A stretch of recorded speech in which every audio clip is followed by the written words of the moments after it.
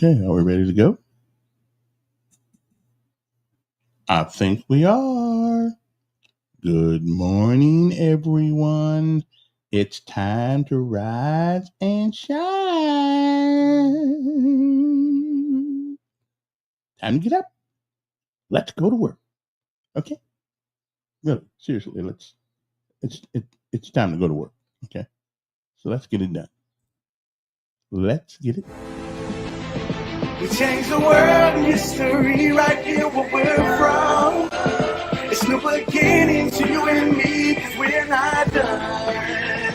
In our city, in our city, in our city, we're not done.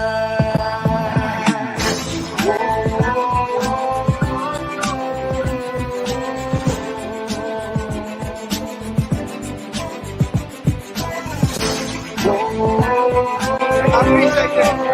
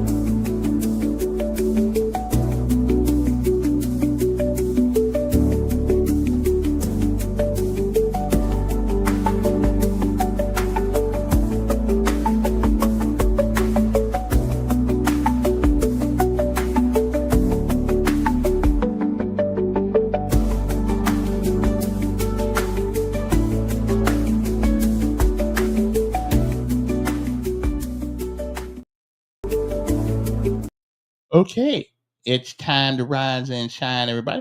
It's time to get up because it is Monday. That's right, Monday, Monday, Monday. Now we got an exciting show today. At least I'm. That's what I'm calling it anyway. I'm calling it exciting. Anyway, good morning to you. It's beautiful out.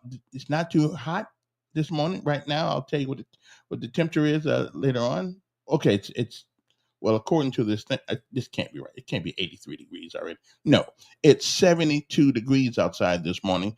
And I'm telling you, it is a fantastic day. But I always say any day above ground is better than the ground being above you. Okay. So good morning. Of course, now next up, of course, is our next feature is our daily bread, of course, because that's where we get our strength from. And and I hope most of you this morning decided to tell the Lord thank you for another day, because it certainly did not have to be. So let's never forget that none of these days are necessarily promised to us, are they? No, they're not. No, they're not. That you have to, and you can't do nothing to extend them. And now you can do some things to shorten them, but you really can't do anything to extend those days. So let us get our act together here, and let us. Now, where's my thing here? Where's okay? Okay, there's my computer's messing with me again. I don't know why, but it is. Okay, so where's our daily bread? Anybody know where it's at? It's on there someplace. Okay, I'm thinking it's there someplace. So let me make sure I get it right quick here, because For some reason, my computer is it's not liking me this morning for some reason. But that's okay. I will handle this like I already do. Okay. So let me figure out where my daily bread went, and we shall get this party started. Okay, let's get that done. Get that done. Okay, let's go to comments. Okay, we got all those right there. Let's go to media. We got all those there. Oh, there we go. Okay. I'm coming, guys. See there? I got up early this morning and put all this stuff together.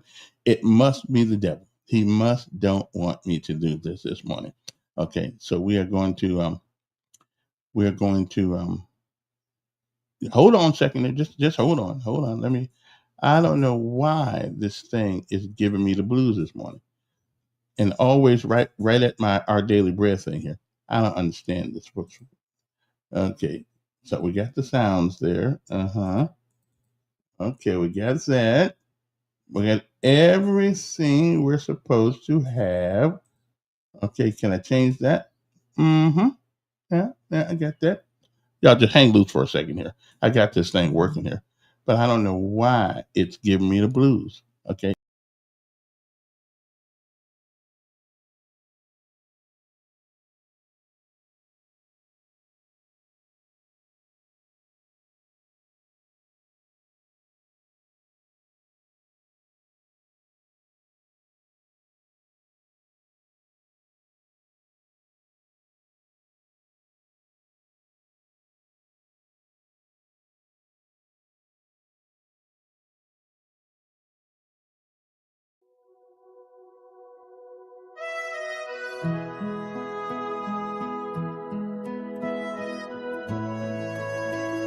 It's a tough morning already this morning. Just got here. But I got this covered. I got it under control. Now, just in case you guys were wondering, it is the 29th. Believe it or not, it is the 29th day of September 2025. It is one more day that has never been. And it is a day that once it is gone, it will never, ever be again. It is a once in a lifetime deal. And once it's over, you don't get a do-over. You don't get it back. You don't get to summon it from the past. You don't get to come back and do all the things that you should do this day that you don't. And more importantly, you don't get a chance to come back to do the things that you should have done that you didn't. And you can't undo the things that you've done. So whatever it is that you do with this day, September the 29th, 2025, make sure that tomorrow should be. You'll be proud of what you have done on this day. Okay?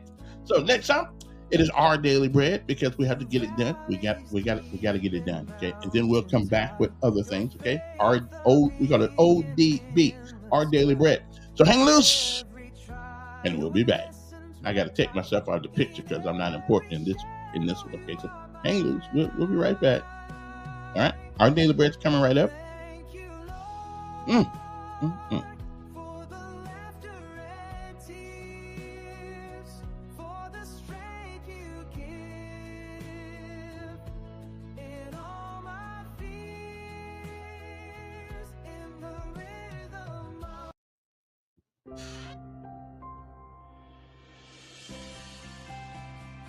Thanks for joining us for today's edition of the Our Daily Bread devotional. I'm Amy Boucher-Pye, and I called today's reading A Humble Posture. Keep your hands behind your back. You'll be fine. That's the loving admonition Jan's husband always gave before she ventured off to speak to a group. When she found herself trying to impress people or seeking to control a situation, she'd adopt this posture because it put her in a teachable, listening frame of mind. She used it to remind herself to love those before her and to be humble and available to the Holy Spirit. Jan's understanding of humility is rooted in King David's observation that everything comes from God. In Psalm 16, David said to God, "You are my Lord. Apart from you, I have no good thing." He learned to trust God and seek his counsel. Even at night, my heart instructs me. He knew that with God next to him, he'd not be shaken. He didn't need to puff himself up because he trusted in the mighty God who loved him.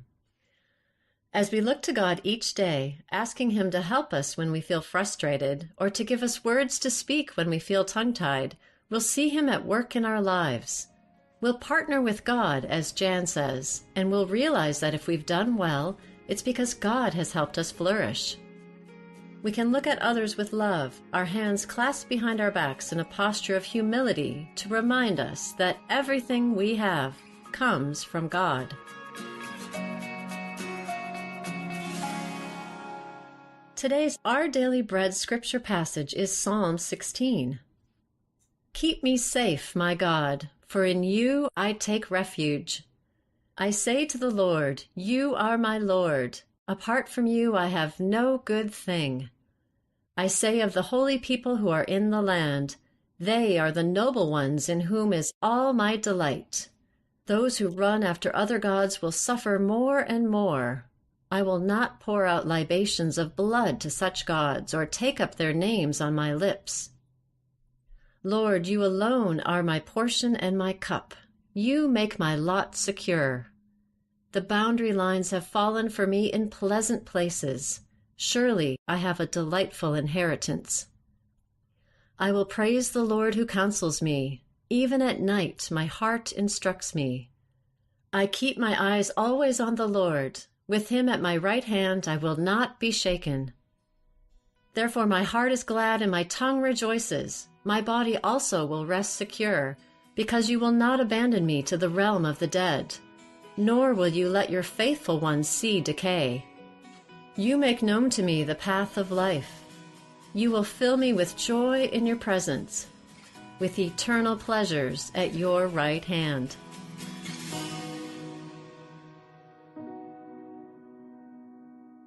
Let's pray. Loving God, our hearts are glad and our tongues rejoice. You created the world and all that is within it. You love us and you want to use us for your glory. Help us to look to you for strength and help as we serve you this day. We pray in the name of Jesus. Amen. Thanks for listening. I'm Amy Boucher Pye, and today's encouragement was provided by Our Daily Bread Ministries. And next up, of course, it is we pay homage to all of our armed forces of the United States, Army, Navy, Air Force, Marines, Coast Guard, Space Force, and anybody else who's out there. Hey, the mayor said one day, if you think you're a vet, then I guess you must be a vet. He was new in office, so I'm sure he's taking that back.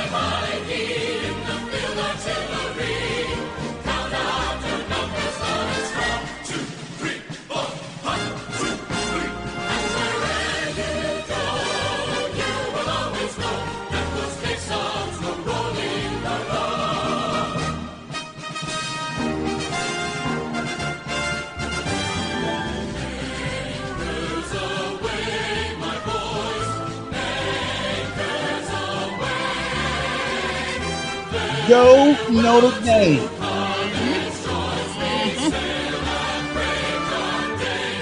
And roll.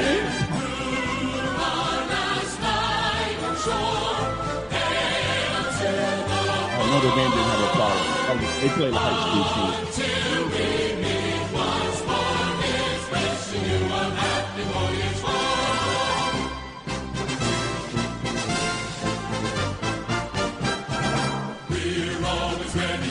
Good morning, Montgomery. Good morning. And good morning back to Atlanta Air Force Base. After all, this is an Air Force town, and we got a big homage to the boys in blue. Although they are kind of uppity sometimes. They get to fly airplanes. I can fly in plenty of airplanes. Not the last 30 years, but I think so. You know I don't fly airplanes with my own man. I don't trust the legal time. I get on a 141 or a C5 or something like that, or C-120, C-130. I ain't getting on the legal airplane. Not me.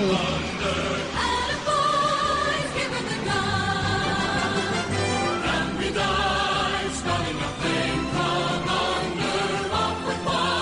and a C-141. Oh, yeah.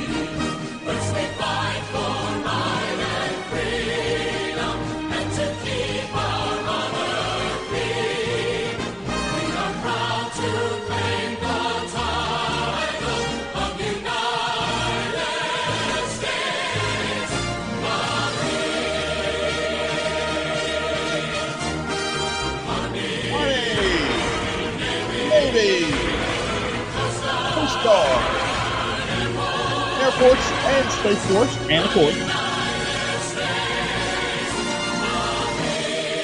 I still ain't figured out what the Space Force does. Can somebody please tell me? Well, I don't know what they do. I mean, I know they. Okay, let's stop that. You know, we can stop that. Can somebody out there please tell me what Space Force does that the Air Force doesn't? Okay, I think that was okay. That's one of those boneheaded moves that the president did because I mean, it's the same service. Okay, unless they got a bunch of secret stuff, you know, like I don't know. They may have. I don't know. Maybe. Okay, maybe they go to Mars sometimes and things of that nature that we don't know anything about. Okay. Other than that, though, I don't know what the hell Space Force does. I mean, can somebody tell me? Is there anybody out there that's ever been in Space Force since it's been around? What 3 or 4 years now? I don't know what it is. Somebody tell me what they do. I mean, I know we're paying them, but I don't really know what they do. Anyway, good morning to you. It's time to rise. It's, coming up at 8:00. We got Dr. Will Board, guys running for the governorship of the state of Alabama. Black man. I've heard him speak. I know a little bit about him, but not a whole lot. He's a preacher and a businessman. I don't know what his business is, but I know he's a pastor. Sometimes I wonder about putting pastors in public office. You know that because they have to carry out things that are against what we say we believe, and like the gay thing, like the death penalty. Okay, the death penalty. Actually, the Bible does not prohibit the death penalty. It says, I guess, the government has a right to use the sword. I guess, but I'm against it. But I don't know about them. The gay marriage thing. I mean, how can you be a pastor and then still carry out those kinds of laws that you know that are not necessarily good for us? You know, but I don't know. But I'm not a pastor, so and I'm not gay yet, so I guess I'm good. Anyway, good morning to you. Now it's Monday. It's Monday, so I got my little thing I got to play for you guys here. This is something I call this something to think about. Okay, because these are things. And then once we get done with this, we will get on to some interesting conversation. Don't forget, our sponsor of our show, of course, is One Stop Wireless at 3445 Atlanta Highway, right in the gas station on the corner of Atlanta Highway and Coliseum Boulevard. For all your phone needs. If you got a phone in the house, you ain't had it on for a couple of years, you know, because you didn't pay the bill, well, they can actually turn your phone on for you. Okay, you need to take it down there. No sense having that iPhone stuck there because you didn't pay the bill, so they turned it off. They can get it back on for you. I'm just telling you, they can do it. Trust me, I know. Anyway, so One Stop Wireless, 3445 Atlanta Highway. Their phone number is 334-320-2988. You can't miss it. They're right there at the Shell station. They share the building with the Shell station right there at the corner of Atlanta Highway and Coliseum Boulevard. Okay, so you guys go by there. Tell them you heard about them over here, so I can keep getting some of their money, and they can keep getting some of mine, so we both can stay in business. Okay, I'm just that's what I think that's what you want to do. Okay, so here's one right here. Here's one right here, and I want you to listen to this right quick. It's not very long. It's by T.D. Jakes, and it's called, well, you'll hear it in a second. No thing in your life just happen.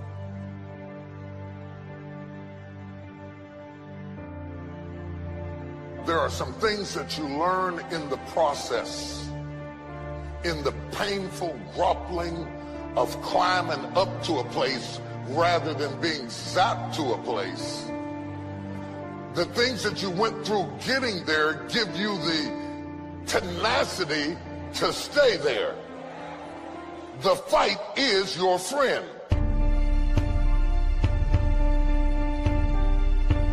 My life was shaped in part through tragedies.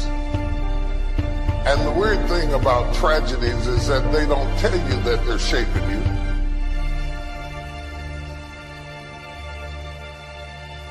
Intellect can describe it, but only instinct can find it. People always remember and talk about how you made it, and you're king, or you're the president, or you're the pope, or whoever you are, but they don't understand what all you went through to get there. By the time I figured out what life was all about, it was time to go. I've been sick before. I made it. I've been broke before. I made it. I've been brokenhearted before. I made it. I cried all night, but I made it. I've been betrayed, but I made it. I've been lied on, but I made it. I've been destitute, but I made it. I've been rejected, but I made it. Sometimes when you're imagining how things are gonna go, they don't go the way you imagined. And if you're a weak person, you will quit because it didn't go the way you imagined it.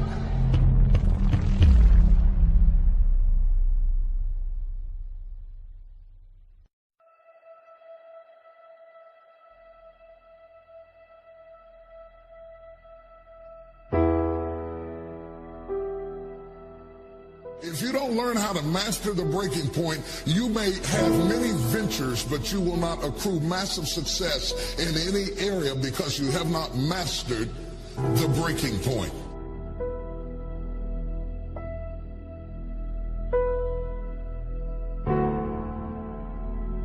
Every time life runs you to a breaking point, you will give up and quit.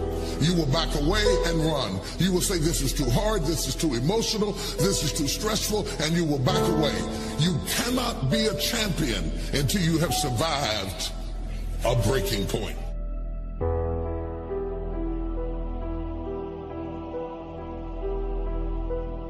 If you don't learn how to touch people, you can never stop the issues that exist internally or externally in your church, in your life, in your family, in your business. So the one thing that the enemy is determined to do when you are at a breaking point, the first thing he wants to do is isolate you.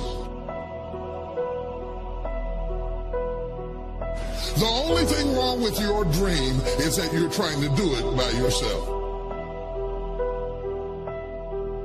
The difference between start and finish is determined by how you handle the breaking point.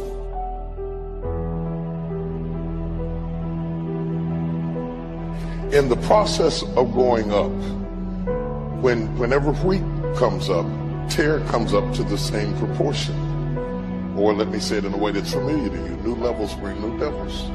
So while you're coming up on one side, your haters, problems, situations, circumstances, responsibilities, debt factors, bills, organizational infrastructure needs all come up at the same level. That one fact, you can't come up over here and not come up over there. They both grow up together.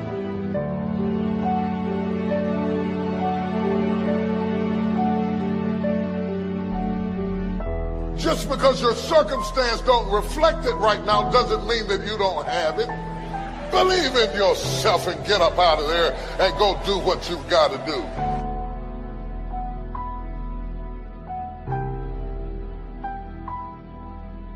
The whole world has turned its head to hear what you have to say.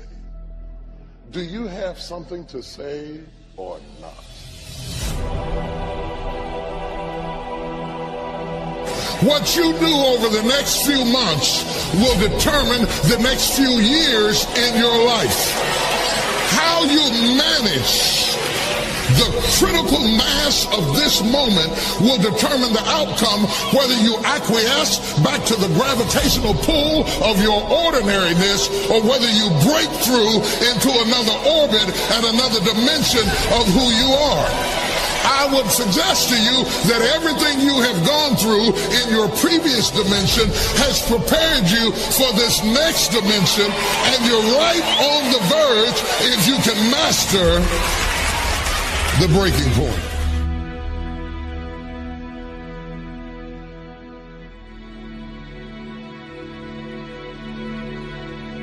You earned it, you scuffled for it, you fought for it, and now you can hold it down.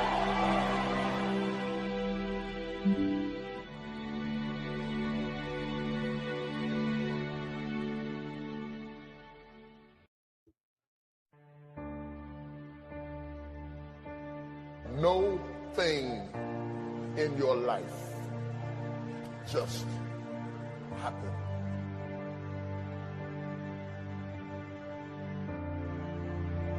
There are some things that you learn in the process, in the painful grappling of climbing up to a place rather than being zapped to a place. The things that you went through getting there give you the tenacity to stay there. The fight is your friend.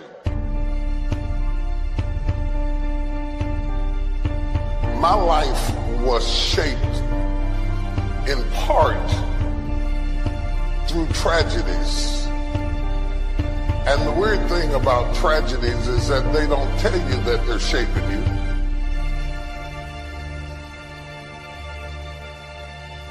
Intellect can describe it, but only instinct can find it. People always remember and talk about how you made it and you're king or you're the president or you're the pope or whoever you are, but they don't understand what all you went through to get there. By the time I figured out what life was all about, it was time to go.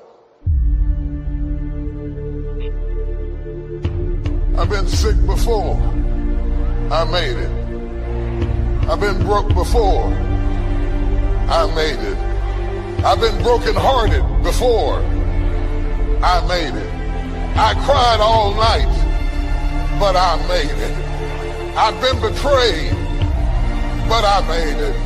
I've been lied on, but I made it. I've been destitute, but I made it. I've been rejected, but I made it.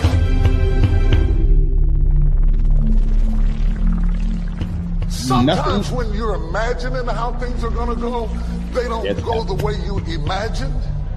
And if you're a weak person, you will quit because it didn't go the way you imagined it.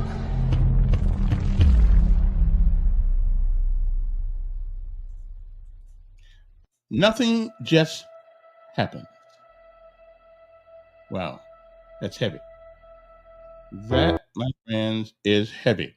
Anyway, good morning to you. Hope this day finds everybody well. You know, I've been doing a little research on my guest coming up at 8:00, and he spent most of his education is in religion, which is good and bad. A PhD in organization and management from Capella University and a doctor of psychology with a Christian worldview, a PSD, a PSYD, whatever that means. And he is the elder of St. James Theological Seminary. He is also a pastor of St. Mark Missionary Baptist Church in Florence, Alabama. Okay, well, we'll talk to him in next hour. But he's an interesting man. He seems to be an interesting. Now he's ran for a few offices. As a matter of fact, he's ran for a couple of. But one thing about him, he hasn't quit. Now he's going to go against. Tuberville's already raised millions of dollars.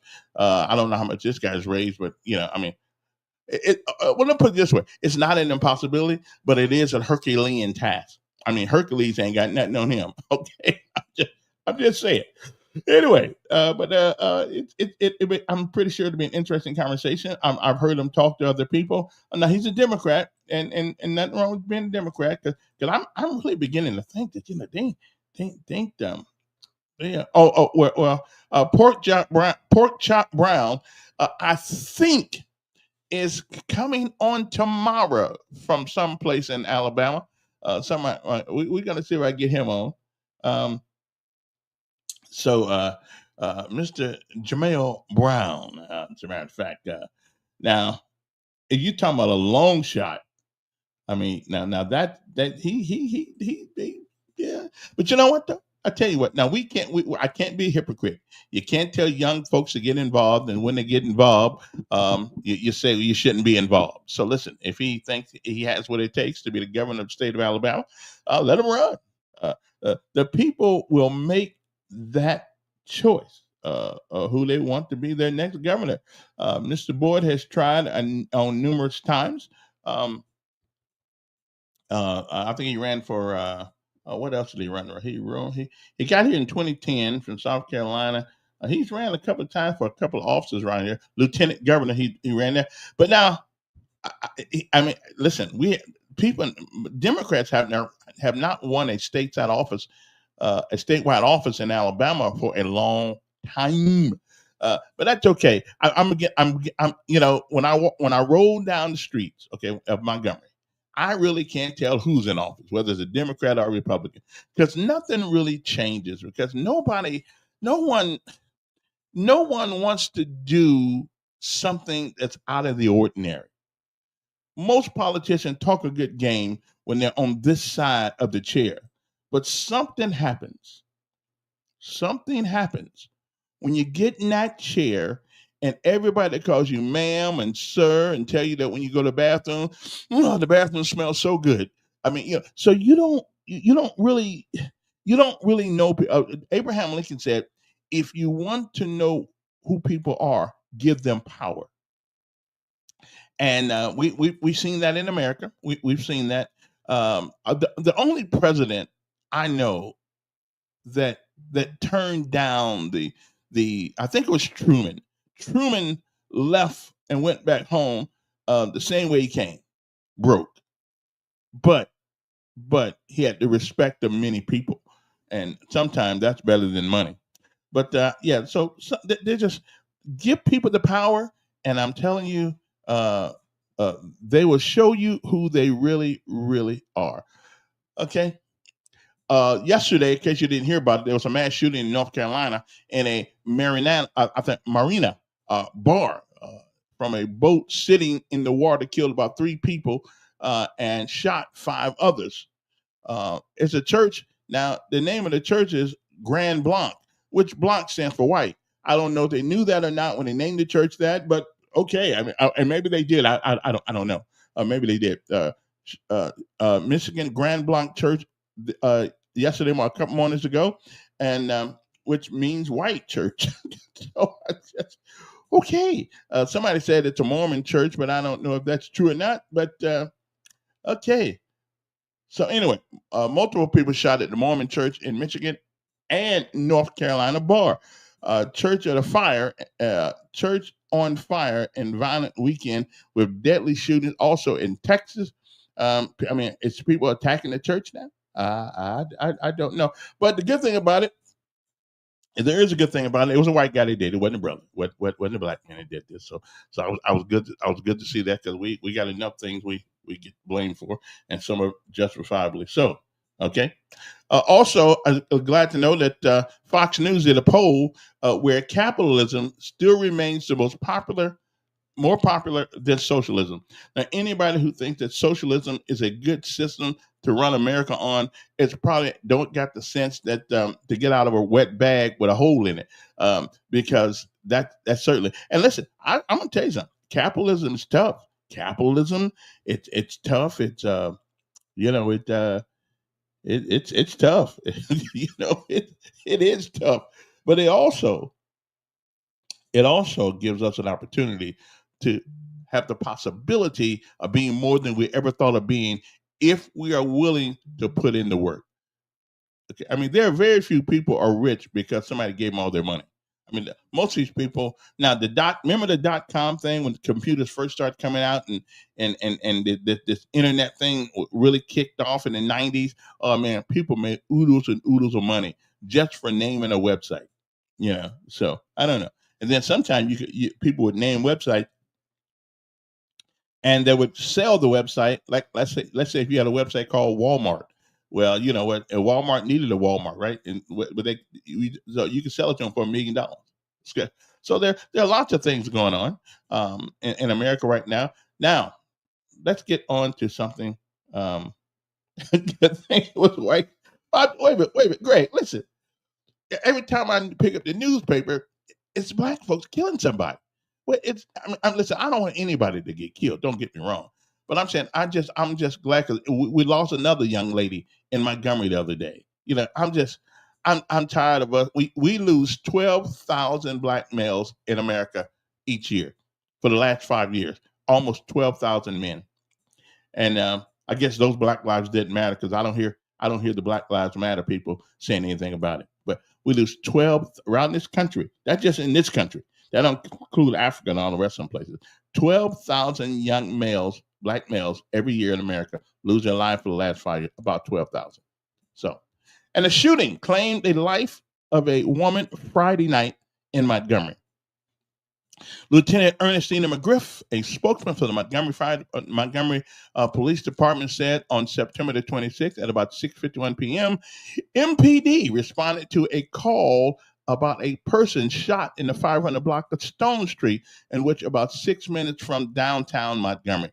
On the scene, McGriff said that the officers came into contact with an adult female, okay, so who was pronounced dead at the scene. So yeah, I'm kind of. I mean, it's tough. It's. Whew, I just don't know. Oh, Donald's out there. He says, "Hey, idiot." Okay, well, you got to put something with that. I mean, that's not my name, so put some. I mean, uh, Grand Blanc. Oh, no. Le Blanc. It means white. Okay, it's what. Okay. What's it? It's weird now because I read this yesterday. Name of the township. Okay, whatever. It still means white. Okay, it's a French word. It means white. So do they not want black folks to live there? I'm just saying. Did they think about when they named the town there? Well, they probably did think about it when they named the town. That's a matter of fact. So okay, I don't care if it's the name of the township or the church or whatever the case may be. Who would live in a town that's called White Town? Really? Come on, come on, man. That's not even cool. Okay, I'm just saying, and I don't want anybody to get kill anybody because one day they may take me out. Okay, I'm just saying. But it was nice to know that for once, and then of course we didn't have a we didn't have a we didn't have we didn't have 5 people killed this weekend, but I know we had one and a couple of I think we had a couple of shootings. But it's we get shooting so much until we're not even when we hear it. Oh, just make sure you duck down and stay on the ground for a little minute. I mean, we're gonna have we got our urban areas now are going through PTSD symptoms. Okay, we got kids now going through PTSD because we shoot in our communities like we in Iraq someplace. We shoot Vietnam someplace. I mean, we 12,000 young men a year, black males a year, end up dead. Something has got to be done, and if that means that again, I don't know. I don't know if if the uh, uh,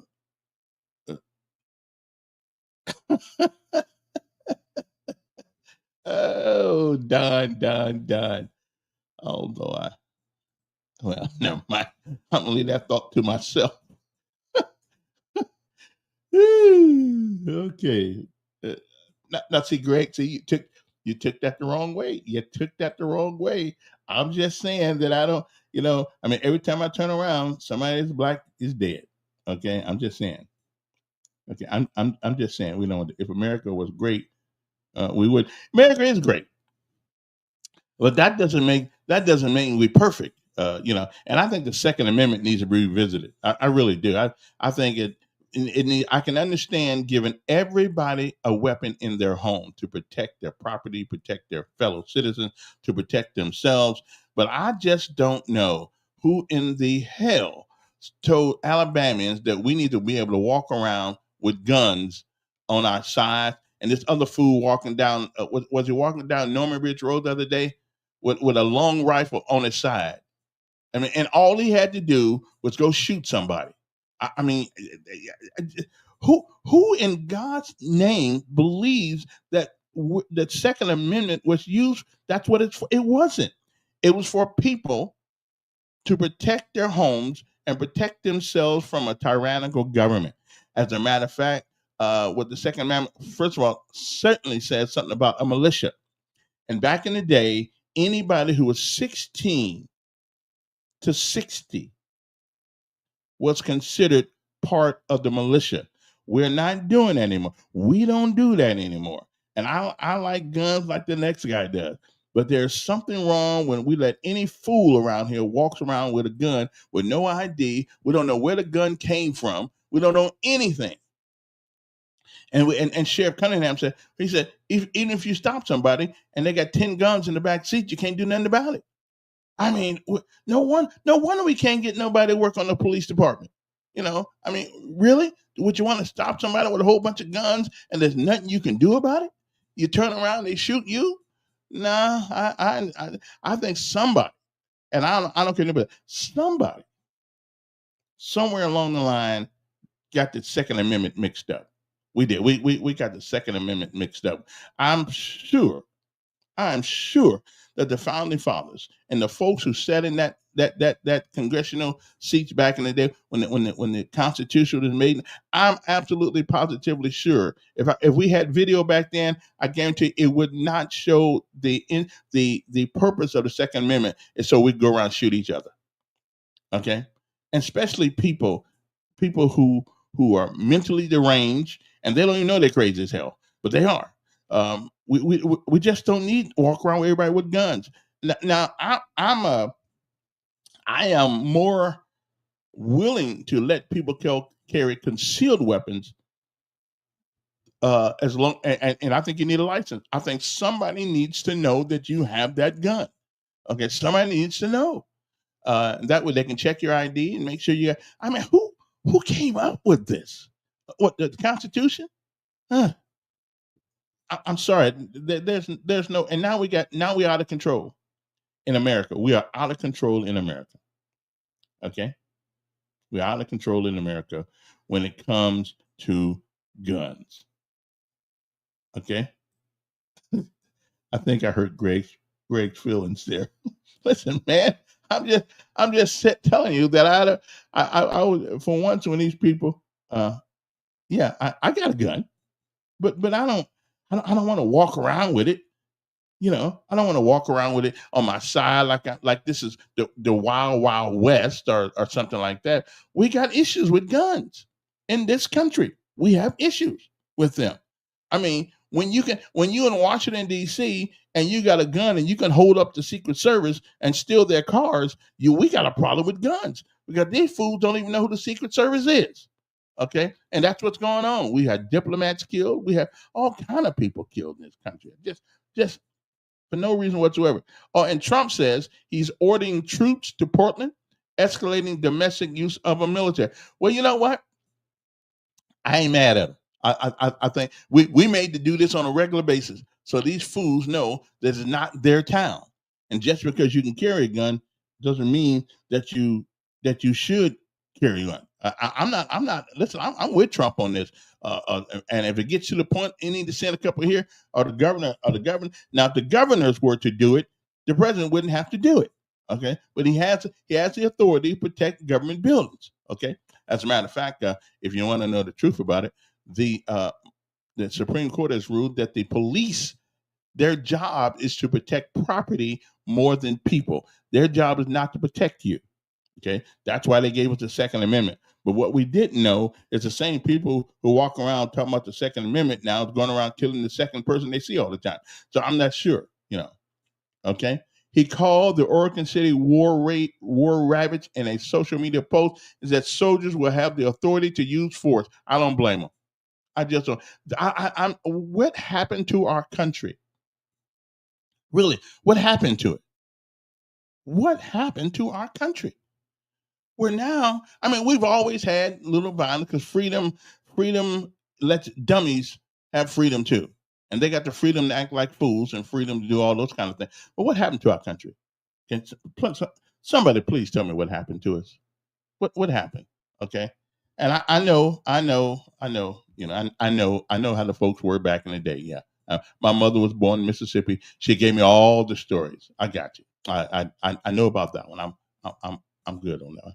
I understand that. But at some point, somebody somebody has got to be brave enough, and that, especially down here in Alabama, brave enough in the legislature to say we need to do something about this gun violence. Montgomery just got way too much of it. Way too much of it.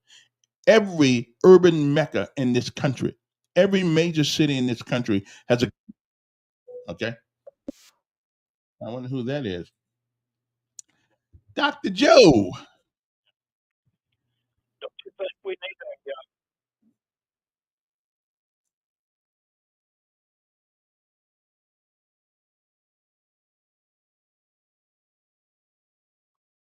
That maybe that will shed some light on some things. I mean, when you go down there and see 12,000 young men dead by another 12,000 young men every year, maybe yeah, I believe we do.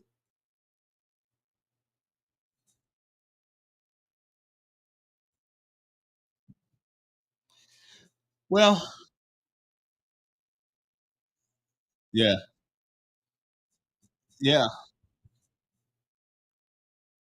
that's true. No,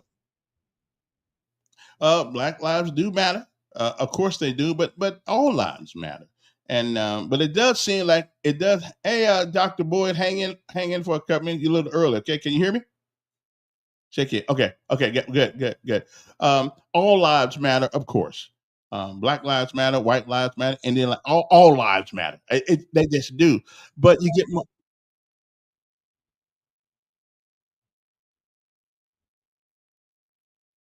Well, again, I listen. I mean, we in a place in America right now where even people in church got to carry. Mm, yeah. Well. Now I must tell you though. Now this is just me from a well, I won't say theoretical perspective, but if you believe in God, should you carry a gun in church? Okay.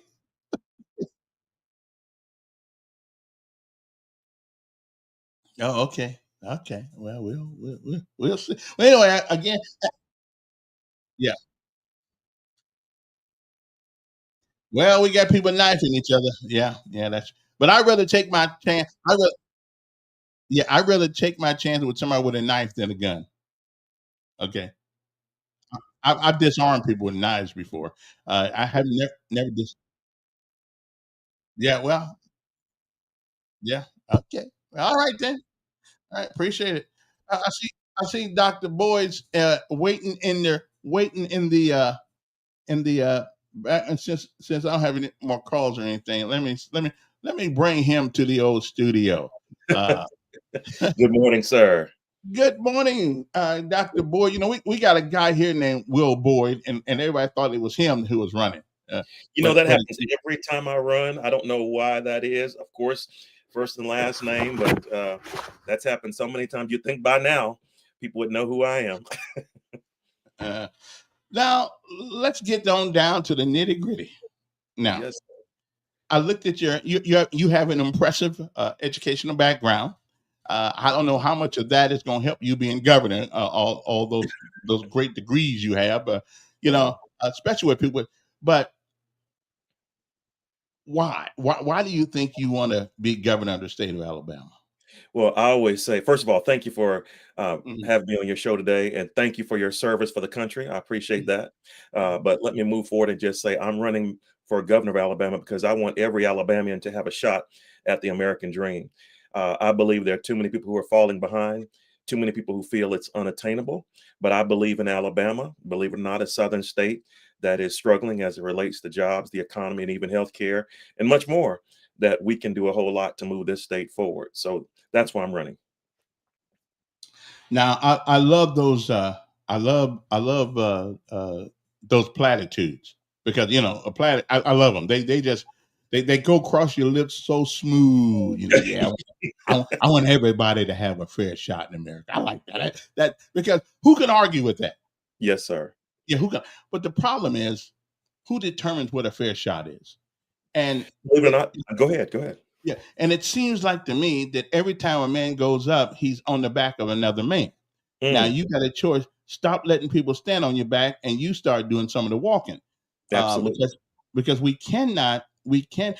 What we have found in America with all these government programs, DEI and affirmative action, what we have found is that the people who supposedly were to benefit from these programs really haven't. Right. And Right. so and Ronald Reagan once said, I know you know who you ain't that young. Ronald Reagan once said, the worst thing we could hear is I'm from the government and I'm here to help you. Okay. Right. There has been a big conversation about DEI. Theoretically, I mean philosophically, okay, diversity, equity, and inclusion. That sounds good. I mean, who could argue with those words? Right. But the problem with answers to questions, everybody knows the answer. The problem is how do you implement it? Absolutely. And Absolutely. what's your thought on the whole DEI thing? Now, I personally wasn't for it. I got tired of having to do it at work and my other job. I got tired of being reminded every day that how black I was and I needed help. So Hmm. so what's your thought on that? Well, first of all, if I could go back to the beginning of your statement, and I want to say this regarding standing on shoulders and backs, etc. In one of my offices, I have a picture of one of my ancestors' relatives. Uh, Among the many things that I do, the many hats that I wear, I'm also pastor of a 165-year-old church in Florence, Alabama, and a bishop to churches worldwide. I often overlook talking about my religious responsibilities because a lot of people in Alabama have been hurt by leaders who've gone into office claiming that they're religious, claiming that their faith is guiding them, but they continue to see that they're being trampled upon. So one of the things I've done in my office at one of the churches is I have a picture of my ancestor, person who actually helped build Bush River Baptist Church, the church of my father, born in 44, actually attended when he was a child or boy himself. That is a reminder to me that I'm only where I am today because I'm standing on the shoulders of people like him. However, we cannot allow people to walk all over our backs, continue to ask for our votes, get into office, and then take advantage of us and leave us behind. My wife is a VP for a major company, and of course, her role is regarding HR. I spend a lot of time talking about diversity, equity, and inclusion myself. I believe it's important to make sure that we include everyone. That's why I said I want everyone to have a shot at the dream and not just some. You know, in some places in Alabama, or really I'd say the whole state, you'll notice that people of color are actually disproportionately incarcerated, disproportionately as you get into numbers like maternity mortality. Yeah, maternity mortality and even infant mortality. You see disproportions in people of color. You see, as it related to COVID, more African Americans impacted by those things that occurred. I can go on and on and on. So we need people who understand that this is not a dream for only a few people to enjoy, but it's a dream for everyone to really enjoy. I was at an NAACP state gala even this weekend, where Mark Thompson spoke. You know him very well, but long story short, even during the swinging 20s, when people were wearing beautiful dresses and suits and having a great time in ballrooms, people of color were struggling. We weren't where others were. So we need to wake up and recognize, yes, we want to be an inclusive state. We want everybody to succeed. This is not about giving out handouts, but let's make sure we have a true representation of what Alabama looks like. Let's not make it a SCOTUS or a Supreme Court of the United States ruling that makes sure that every voice has a place in our state. But let's realize that everyone should fairly be able to speak up without always having to bring in legislation to make that change. Again, that sounds good. I mean, who can argue with that? Let me ask you a question. The abortion issue.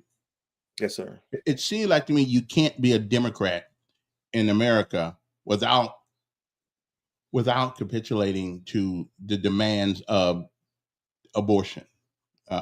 We got a Supreme Court justice up there that was so intellectually dishonest she couldn't tell the man what a woman was, and she was one.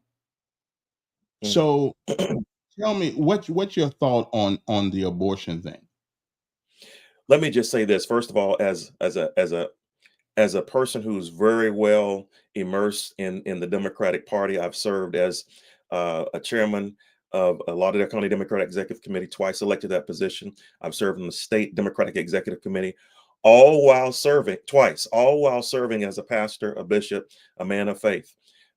My faith is never used as a weapon, but I'm very clear. I do not believe I do not personally believe that the government should intervene in healthcare issues that relate to a woman and her physician. Even people like Senator Warnock in the neighboring state agree to this. But let me say this. I don't know anybody, no Democrat that's pro-abortion, that just wants to see abortion. We want to make sure that women have the ability to make their healthcare decisions alone, and the government does not interfere with that. The part that people don't talk about is the fact that right now in Alabama, there are people who are struggling to get OBGYN help. There are people right now in certain counties that don't have ambulatory services or a regional hospital, don't even have in an hour's drive a federally qualified healthcare center they can get to. If they are in crisis, if they're experiencing any type problems relating to the pregnancy, any trimester, a baby could die within a matter of seconds. We're looking at, as it relates to women, 64 women per 100,000 who are being lost. It's even higher for African Americans, 100 per 100,000. So with the issue of abortion, we love to focus on it, or at least I think some people try to use it as a hot button issue or a third rail issue to sink Democrats. But in reality, the Democrats are the ones saying there's some women right now who are bleeding out in bathrooms, who are trying to deliver a child that they know will never take a breath because of some medical complications, but they're afraid to go to the OBGYN because the OBGYN could be prosecuted for performing the DNC. So we have to look at abortion in a totally different way. Alabama, we have to be willing to say, yeah, we may have a pro-life or a pro-choice perspective on it, but let's let women make this decision. And more Republican women agree with this platform as well. So I think when we stand up and articulate this, even very quickly in a one-line sentence, I believe in the right to life or a person to live from cradle to the grave, but I also believe in a woman's right to make her own healthcare decision. When Democrats speak that simply in just that one sentence, that can make a difference. Okay. Should we just a question? Should we make prostitution legal? Should we make prostitution legal? I want to first of all say that's the first time anybody ever asked a question like that. Yeah. I don't have any answer for you, to be honest with you. I don't think so. Let me just say this. First that's of all, her body. That's her body. It's her body. I would not, from a business point of view, as a legislator, if a person in any business, whether it's I've never drank, smoked a day of my life, but if there's a business in Alabama that is actually functioning and working according to or under the guidelines of the law, whatever it may be, I think that business has a right to function, to operate. Now, if there's a person who is on the religious side committing something that I regard as a sin, that's what I address from the pulpit to people who are in churches. But as a legislator, my job is not to bring my religious beliefs into office. My job is to make sure I see if the law is being abided by and make sure there are laws that actually work. You're asking an interesting question and kind of joke with you in my response. Uh, I'm what you see is what you get. I'm going to just tell you what I think. But here's another one. Hemp. I've never smoked a day of my life. Never chewed anything related to cannabis, gummies, uh, nothing THC. But here's what I know. Whenever HB 445 went into play, whenever there was a ban on hemp that took place in the last legislature, it knocked 1,000 business owners out. Now, I could sit back and say cannabis is not anything that I ever tried or ever would have picked up, going to purchase. But listen, there are 1,000 businesses that legally abided by the rules, played the game fairly, and all of a sudden their businesses are wiped out. $1 million of revenue is now not coming to the state. I don't inject my religious beliefs. I actually just said, but let me listen to you. I sat down with one of the people who is over the Cannabis Coalition. Matter of fact, the president, for 4.5 hours. After our discussion, me and my wife started the first hour discussions with me, and then she had to go on. But after we finished this 4.5 hours of discussion, believe it or not, the Alabama Cannabis Coalition endorsed me to be governor. Why? Because I listened to them. I heard the problem. I presented solutions. I told them what I would do as governor in the first few weeks, if not months, of me sitting there. And it involves with any policy. You introduce prostitution, and I'm talking about him.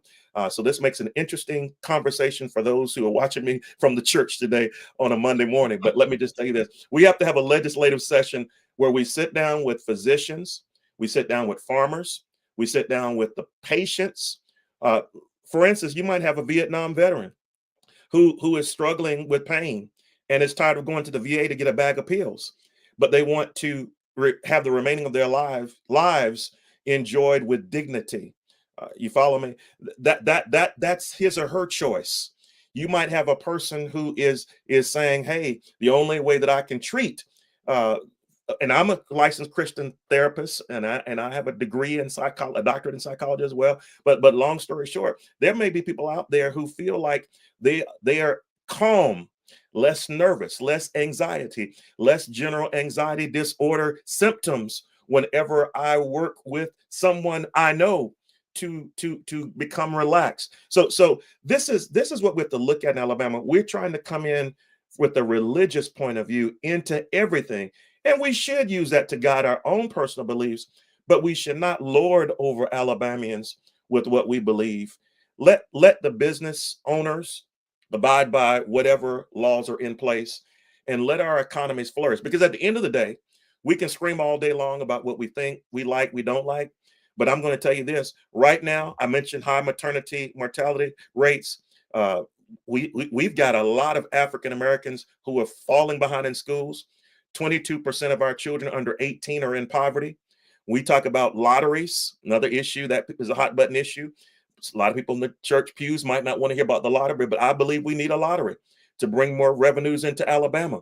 I'm tired of us funding the education of people in Tennessee, Mississippi, Georgia, and Florida. I've never played the lottery, but guess what?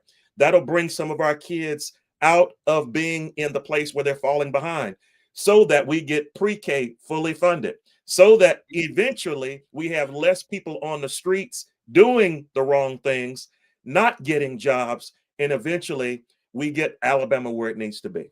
Giving you a long answer, but just want you to understand. Well, you're a preacher. I got that. I expected that. Yeah, preachers. Y'all give a long Watch out answer. now. Watch out. I didn't give you 19 conclusions now. Let me ask you something. It seems to me that here's my problem with the Democratic Party, and some with the Republican Party too, but more forcefully with the Democratic Party. Ronald Reagan once said that our laws should represent our morals, and so yeah, you have a law. Every law on the books comes from somebody's somebody's interpretation of what's right and wrong. Mhm. Okay, every law, and it's got to be put there by somebody. So I'm always hearing nobody can get in office and leave what they believe behind. I mean, you're a pastor, you're a Christian pastor, so I'm going. I would think a lot less of you if you did not stand up for what you knew was morally right. Okay, Mhm. now to kill a child is wrong.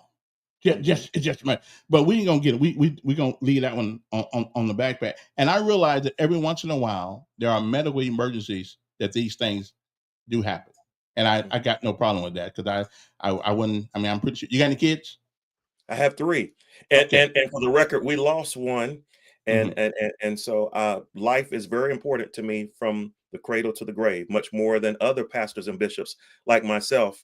I believe in life from cradle to the grave, but Hmm. again, you heard my stance and my position. Okay. So I don't Yeah. believe in killing babies at all. I don't believe in abortions as a mass means of birth control. I was Hmm. explaining to you that when life is at stake, particularly life, beyond the exemptions, we need to make sure we're Right. compassionate in how And I we think there ought address. to be exemptions, right? If that mother's life is on the table, and it's not, then let's keep the mind. And we don't want to lose anybody. But every once in a while, you have to make that decision. Let me ask you another question. But just not expanding Medicaid, we're losing somewhere between, I don't know, on the low side, 6 to 30 women every Mhm, year per 100,000 in Alabama. Not expanding Medicaid, we are seeing where they're anywhere from, I'm just going to take a conservative average and say 30 babies a year. So we don't talk about the other side of it. We can't be pro-life on one side and not address pro-life all the way mhm, through in terms of yeah, policy. So you mentioned Ronald Reagan twice. This is mhm, your show, and I'm with you all the way. But let me say this: mhm. and I like Ronald Reagan as a Right. president, a Well, you good don't have man. to like them. I mean, But that's okay. you can't legislate morality, right? But we And so, do. yeah, We do legislate morality. no. Listen. I believe you come in with your personal beliefs and background. You have your guiding principles, but you cannot sit there and use the laws in your own way to justify why you do what you do. That is something that's wrong. Let me give you an example.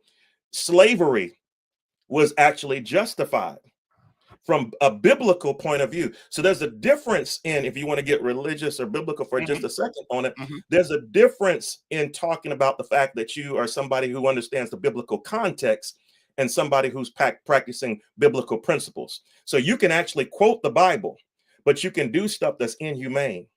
You can say you love the word, but your actions don't speak that you are walking in the footsteps of Jesus or the master or whoever you might subscribe to as a great leader of the faith. So this is why I believe it's important that you don't just elect people because they say they're like me or a bishop. You want to bring people in who really demonstrate they practice the beliefs of I'm going to use the words Jesus Christ or whoever, God the Father. You want to make sure that, because some people use the law for the wrong reasons, to hold people back. The laws that we have in place right now in Alabama are repressive. They hurt poor people.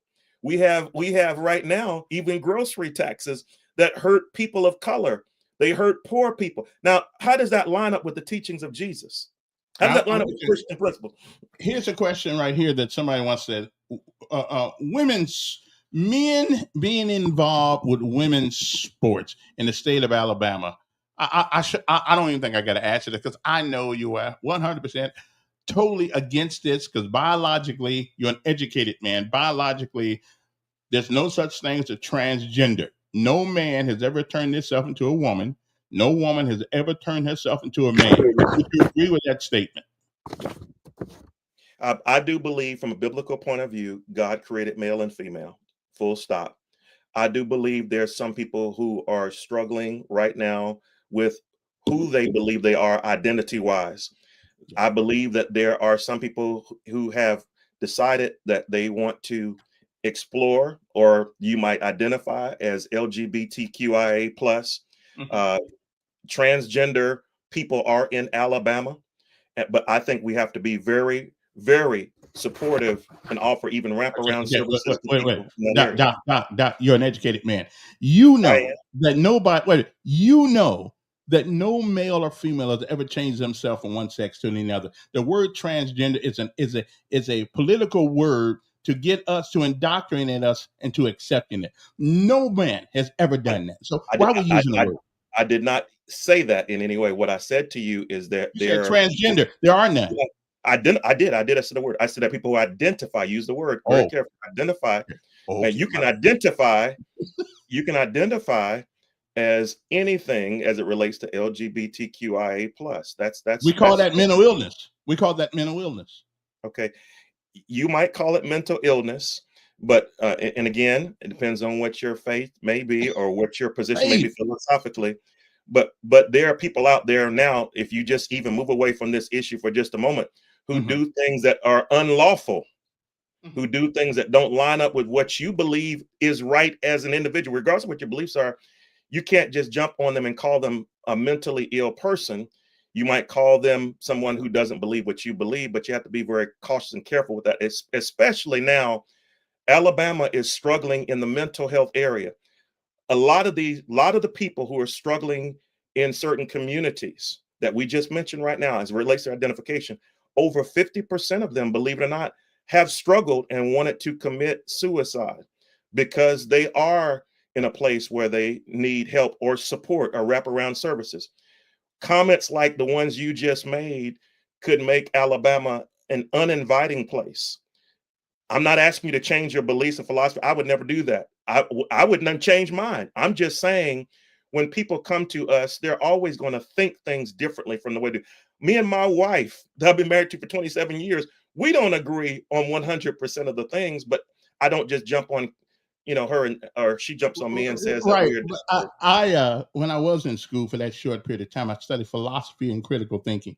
Yes, sir. Now logic and reason and common sense has not been thrown out the window. It is absolutely illogical to believe that people can turn themselves into a male or female when God gave them something else. So I realize the political answer, and I ain't trying to put you on the hot spot here, but what we need is somebody in office that will just tell the plain doggone truth that what you think you are, it's okay because that's in your head. But to change our laws, to come up with legislative edicts because people are mentally ill, it's a crying shame in a country like ours. I mean, you can be what you want to be. But do you realize that has changed the whole work environment? When John comes to work on Monday as John, he comes on Wednesday as Joanne. I'm just saying that we are turning this country into something that nobody ever saw in their life. I mean, listen, can we have somebody in office that does something different? Speak the truth.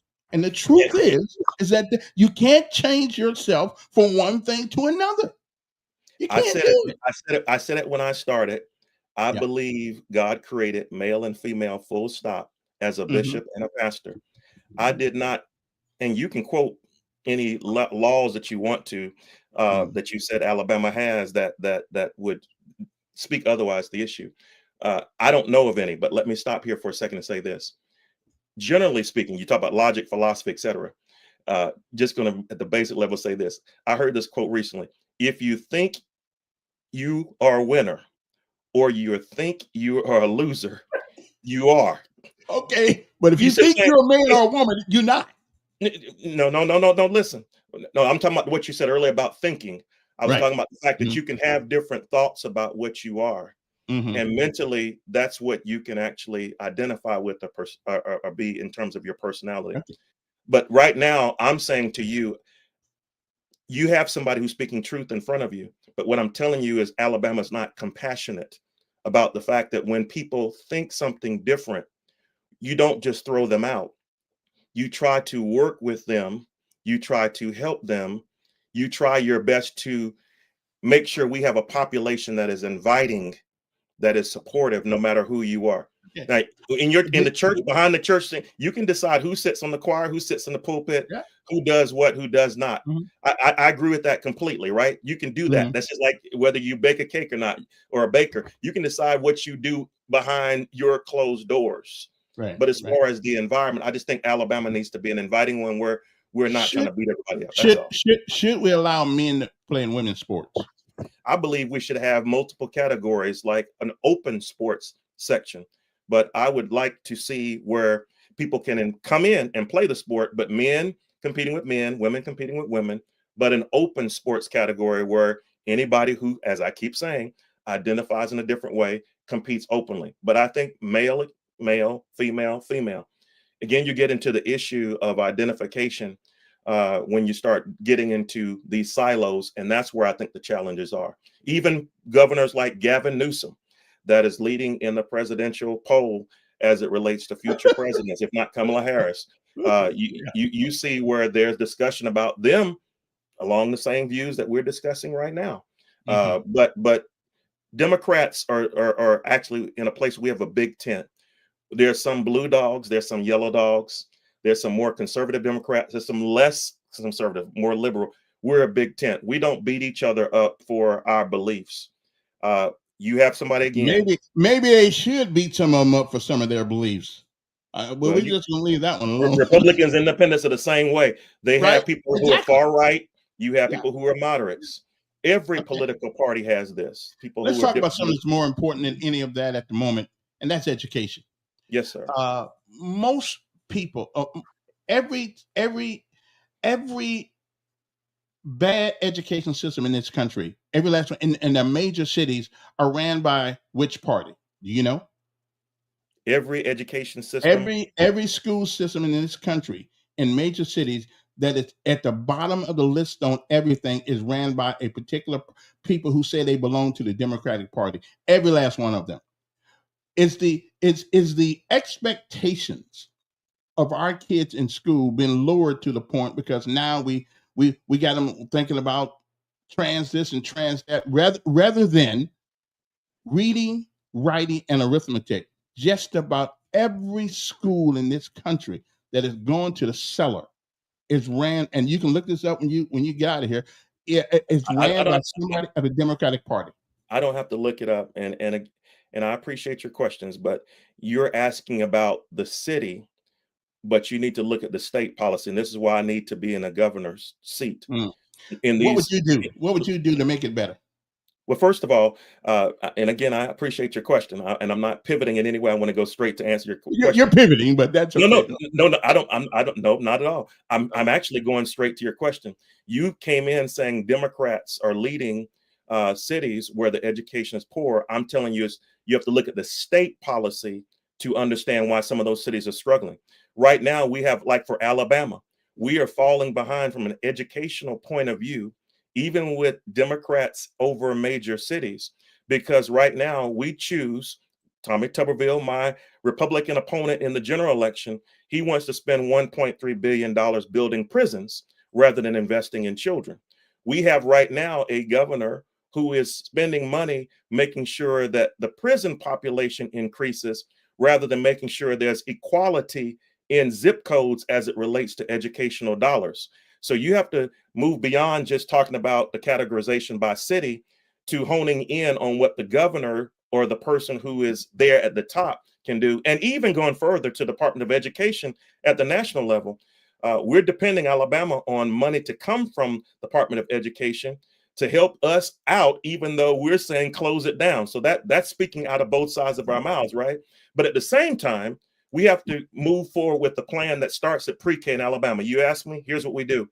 We fully fund pre-K, Mr. Elkins. Right now, believe it or not, Alabama has the top pre-K in the nation, but only about 40% of our people in Alabama enjoy it. Let's go to Tuscaloosa for just a second. Tuscaloosa is a city that is thriving, is doing well by some standards. We know about Alabama football, but there are 12,000 kids who are under the age of 5, but only about 3,000 slots of pre-K for them to go into. So that means 8,000 fall behind. As it relates to education, right now, we need to have a blue collar revival where we have abilities for blue collar workers to go in and start working with high school students, not just dual credits for college, but moving forward to opportunities to go into the trades quicker. There are people right now in the trades, organized labor, who are multimillionaires and making six-figure salaries and did not spend a complete year in college. So it's not all about getting these degrees that people are investing in, but we have to look at ways to move in this direction. We have to make sure that our crumbling schools, I mentioned 22% of our children being in poverty in Alabama. That means while they're sitting in these crumbling schools in some zip codes, their stomachs are growling. Now, we talked about Jesus earlier. Jesus knew when to teach people, preach to them, and he also knew when to feed them, break bread and fish before them. So we have to understand that if the kids are coming to our schools hungry, then they're not going to be paying attention to what's on the whiteboard or a smart screen. So these are things that we need to do. I have a full policy relating to education, but the systemic problems in our states seem to be that there is not investment in education, even where they're blue or Democrats leading the cities. Okay, let me ask you a question. There's a school in Montgomery called Valiant Cross. Yes, sir. Which has taken the same kids that go to public schools before and turn them into something that is absolutely if I could say it was a miracle, it'd be a miracle. These kids that came from the same schools. So Yes, let me sir. ask you a question here. Public school has lowered the expectation. There was an educated man. There is a study called the Pygmalion Pygmalion study that says it was done in 1964. That says if teachers expect more, they will get more. What we've seen at Valiant Cross. So why is it that, and I hear what you're saying, but why is it that only schools that are majority populated by Black folks are on the down low and they got all the problems in the world, but other schools outside Montgomery, outside the big cities, don't have the same problem we got? So it can't just be money. There's a lack of expectation. You didn't get all those PhDs by being slack and staying home and not going to school and with no expectations on you, even if your expectation came from you. There seems to be a problem in public school where we cannot, we make excuses for the failure of our kids because we don't expect more from them. Please tell me why everybody else is doing this better than we are. And I did exactly what you mentioned with Valley at a university, then Greenville College. I had the role of Dean of Student Success. I had a PASS group, which PASS stood for PASS, Professional Assistance for Student Success. I took in, and my predecessor, frat brother of mine, he came before me and he did a lot of studies in the area, just like the study you just mentioned. But this study was called the Tinto study or Tinto model. And it's based on two variables, preparedness and connectedness. When you prepare people for success, expect a lot, like you just mentioned. And you also connect people who are already successful, kind of like a the places you would go model. This is how you can help people to envision where they want to go and work towards it. So here's what we did. We took people who were first generation college students. Their mother, father had not been to college. They were, if you had a class of 100, we took the ones who were closer to 100 than to number one, the very bottom. When we brought those students in and gave them what you just mentioned, gave them a hope, gave them an idea of what a vision looks like, prepared them by not starting them off in English 101 or Math 101 the first day of school. I brought them in a month or two early, gave them what we call English 090, Math 090, developmental English, developmental math, because they came out of some of these failing schools. We made sure that they had level ground, so by the time they started, they were on the same ground. And even though they were number 197 out of 200, by the time they graduated, these people graduated with at least a 3.0 at a major school and are now highly successful, and they're scholar practitioners all over the world. We did that back in 2005, a long time ago. 20 years ago, I was doing that because of a Tinto model, preparedness and connect. That's what I'm going to do for the whole state, but that's what I'm going to do for education in Alabama. Let's take people out and show them there are people that look like you, white, black, yellow, whatever you want to say, who are succeeding. But let me connect you with them. Let me prepare you for success. That's not what we have right now. That's why schools like the ones you mentioned do well. It doesn't, no matter what the zip code is, no matter what kind of background you have, you can succeed. I'm in a Senate, I'm in a gubernatorial race, but we have one person in a Senate race right now in Alabama who has one parent who's incarcerated, and he's a Caucasian, one parent who's incarcerated, one who had a substance abuse problem, a stepfather who's incarcerated, and he went to school on his own. And after most people would go to school, he went back as a non-traditional learner, got a degree in chemistry, and is doing very well. And again, running for Senate. So I don't believe in this nobody can win, nobody can succeed idea. I believe if you have teachers who believe in their students, it works. When you don't have teachers or educators who are motivated to go to school, who don't want to be there, then you're in a place where you're in trouble. You have to have people who are excited about educating the future. Let me say this, and I'm quitting on the area until you go to the next question. Alabama suffers from brain drain instead of brain gain. So you have to incentivize teachers when they're coming out of the schools to go into education. They know they're going to be paid less than people who are in other fields, but they're going to go into public service like I did. They're going to teach. But let's say to them, well, maybe we forgive the first $15,000 of your student loans if you stay in Alabama for 15 years, 10 years, whatever the model may be. When we take that type of approach to invest in students in creative ways, beginning with the faculty, I think we can see Alabama do better. Okay, I hear you. Anyway, I'm just, and listen, I've been here since 1991 in this city. I've had two boys go through the public school system. Awesome. One of my kids actually is trying to get in one of the most elite military academies in the country, and they called us, and he went to school in Montgomery. So he told me, and this is what he told me. He said, the teachers are pretty good, but the atmosphere is chaotic. Right. We for some reason, the politicians, the policymakers, for some reason, don't want to give our teachers and principals the authority to manage the environment by which they teach in, because we're too worried about somebody getting their feelings hurt. You can't let us reading, writing, and arithmetic is what we need to focus on in school, not whether or not Johnny thinks he's a girl. We even had one school here where boys came to work school with dresses on. Okay. You cannot, even kids know the difference between men and women, females and males. If we would just leave that crap alone, what you do at home is up to you. But if we concentrate solely on reading, writing, and arithmetic, I think we can pull ourselves out of this educational thing. State of Alabama has a $10 billion education budget last year. I found out that it's not all used for education. Right. It's used for other things. Right. So I call that rating the educational trust fund, by the way. Well, it's an educational slush fund. Okay. not a trust fund.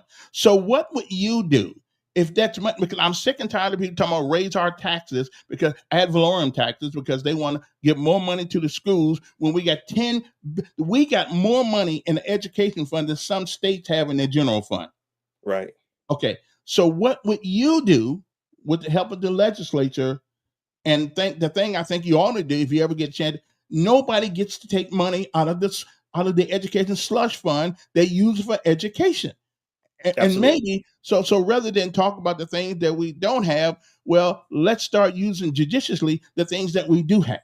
So you just asked the question. That's what we have to do. We have to protect it. And that's why I said rating the educational trust fund, or you call the educational slush fund. It should not be that way. It should be strictly for education. That period. I believe that's what it's called. That's what it's called. But think about the word trust. I mean, we have to trust and believe that is there for that reason, no other reason. So that's the simple answer to that. Okay, let's talk about prisons. Yes, sir. Listen, I don't think I know for a fact that everybody in prison don't belong there, and I realize that everybody walking the streets out here, some of them belong there. Right. But we got a parole board that only gives people what 10% of the people, 5% of the people that come before them parole. Now, everybody, if God had the same standards for us as the parole board has for them, then we would never make it to heaven. Okay, Very so few of us. Very yeah, few of us. so we need to do something about that parole board, and everybody, everybody just don't belong there. And this thing about giving people these long sentences, I don't care if they're selling a truckload of marijuana, they Mhm. don't deserve 40-year sentences to go to Absolutely jail. not. Okay, Absolutely not. Yeah. so we need to redo that thing. And I Absolutely. realize that conservatives, when it's election time, the first thing they want, law and order, law and order. Well, except when it comes to them. Right. Okay, Right. Right. and then Right. and then when their kids get in trouble, often, well, he had a psychological problem. Yeah, well, if I stay in this prison as long, I'm gonna have one. So, what is your plan to change some of the metrics in the way we do this for people? And listen, if you do something wrong, we all pay. But how Right. doggone if we need to put people in jail for 30, 40 years for selling some marijuana? Alabama has one of the highest incarceration rates in the world. Alabama has a problem with we can talk about parole, we can talk about the prison system. Yesterday, believe it or not, and even at following an NAACP event Saturday night, my last discussions in the room when the tablecloths were being snatched off was about ways I can fix the prison system in Alabama. I have people who call me from the prisons right now, women particularly, out of Mhm. one county, telling me about the fact that even though they are trustees, they've earned the rank where they can say that they have a little bit of privileges. Believe it or not, they are still in sanitary crisis. They're in places where they're not able to enjoy the feminine products that most people on the outside would. They are experiencing high levels of COVID, high levels of certain things, I'll just say, being transferred because of the bodily fluids, things that are not being cleaned up, rodents in kitchens. I was just talked about this over the weekend, and some people think that's acceptable. Let's go to the numbers. Since 2018, somewhere in that neighborhood, you're talking about where the parole board was at a 50% level of people being released. Recently, we're down to about 5%, Mhm. uh, or even less. Think about that for just a second. Now, the budget just came up for 2025. They reduced their spending by 5% going into the new budget 2026, but they are not releasing uh, more people. Let's think about hemp. I've mentioned it a little while ago. When you have all of these technicalities for locking people up, believe it or not, you have more people going to prison who should not be. We have a high number of people in prison, to your point, who are there because of minor infractions. These technicalities need to be done away with. What can we do day one? We can rapidly process a lot of these people who are waiting in line for parole and make sure there are few people in prison. At the end of the day, instead of building bigger prisons, work on the ways in which people are going to prison. Prevent the recidivism rates from increasing. Make sure there's a transition for people coming out of being in jail for 30 years to all of a sudden stepping into a new society. When they went in, there were bag phones, corded phones on walls, and they're coming out now in their cell phones. That seems simple to us. But when a person comes out and they lag behind, believe it or not, they've missed out on raising kids like you have, your two sons. They missed out on being a part of family events. They don't feel that they fit in. And believe it or not, they fall back in sooner or later when they can't provide for their own. So these are things that we have to do to go in and change our prison system. First of all, we have to change the mindset of the legislature. I said it earlier. When a person like Senator Tommy Tuberville wants to spend 1.3 billion on prisons, that's about like saying we want to spend more money to put ambulances at the bottom of the cliff for people to fall off rather than to put the guide rails at the top and stop people from going into these problems in the first place. I don't have to quote Frederick Douglass to you. You're a more educated man than me. You know what he talked about, the importance of building good men rather than trying to repair the ones that are broken down. It's much harder to do that. And so this is what we've got to stop doing in Alabama. Stop awarding people for punishing prisoners. Stop making this a multi-billion-dollar money-making business. Stop encouraging your law enforcement in your local areas to look at prisoners population as ways to raise funds and dollars. Stop making people feel like in order to meet a quota, to make money, and turn this around to where this is about how can we protect and serve you. Now, there's some people who deserve to be there, right? We know that. But Mhm. there's some people I know a lady right now who was arrested almost 2 years ago, Kevin. And believe it or not, she hasn't even had a motion for discovery. She doesn't know why she's there. This is happening all over Alabama. And so I Okay. think we need to get some people in who understand And this and problem and really work. and just to re-emphasize this, every politician that run for office, they always have, when it comes to the words, they say the right words. How do we know that once you get there, you won't forget? When it wasn't popular, I had a prison reform type system working in the basement of our church. I had a person who sat in our church every day with the desk who made sure that we reached into the prison population when people were there to start training them, preparing them as they come out and transition, they can succeed and do well on the outside. This is a prison recovery. So we did more than go in and preach and teach Jesus throughout the week. Me and my wife playing the keyboard and drums and organist going with me. We also went in and made sure we prepared people to succeed. Just like I talked about investing in students, getting teachers who are excited about the faculty, excited about the students. We had people who would go into the prison system excited about getting males and females ready to do well. I'm talking to people right now on phones in prisons on a weekly basis, Mhm. talking about how they can come out and make a living doing something when they get out. So this is more, I'll just say this, just look at my life now. Look at everything I've done while in Alabama, while in Illinois, while in South Carolina. Look at my track record. Everybody can Google now. Just see what I've done all over the world as it Mhm. relates to making sure people are Okay. free. And you'll see I'm not a person who talks and doesn't take action. As a matter of fact, my favorite saying in the world is by St. Francis of Assisi. He said this: preach the gospel, and if necessary, use words. I heard somebody said that I'd rather see a sermon than hear one. I say that every month, sir. I believe that. I'm an Omega man, Okay. a Q dog, as some say. I'd Mhm. rather see one than hear one any day, and that's what we try to do. We practice what we preach, sir. Okay. Now the biggest thing, this is gonna be a tough one for you, but somebody got to do it. There are too many deaths in this country, but right now we're just gonna stick to Alabama by guns.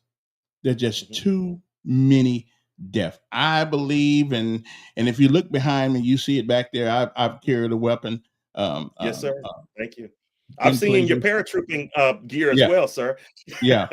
So, but we need to do something about the gun violence in this country. I don't believe that the founding fathers ever thought for a second that we'd be going around this country killing each other. There are 12,000 black men who are killed every year in the last 5 years, about 12,000, and most of it is by other black men. So it's got not a whole lot to do with color, but it certainly seems to be epidemic in our communities. Um, I don't know if that's because we're not expecting much out of them, or we just leave them over there to fend for themselves. But I'm telling you that the responsibility for all this violence in this city is probably a little bit my generation, more of your generation. But you guys have done something wrong. I don't know what it is. We don't have enough father. I personally think that there ought to be a law in the book say if you don't spend time with your kids, you go to jail. Spend time in jail, because most of these young black males can't tell you where their father is, and that's a shame.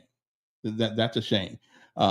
So Montgomery, we allow people in Alabama to walk around with a rifle on their side.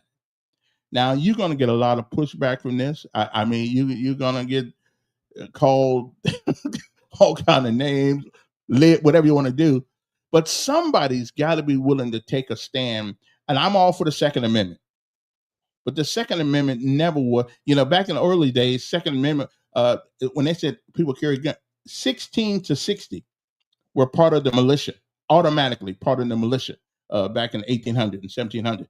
Well, we got the National Guard, Army Reserve now in the U.S. Army, and we got people with jets that can fly any place, go any place. So I don't think I don't think we need everybody walking around with a gun now. What do you see as something that can bring a light to this? Because see, the problem is, if my neighbor's house burns down, it's an inconvenience. But if your house burned down, it's a tragedy. Yes, sir. So what's in your box for at least trying to address it?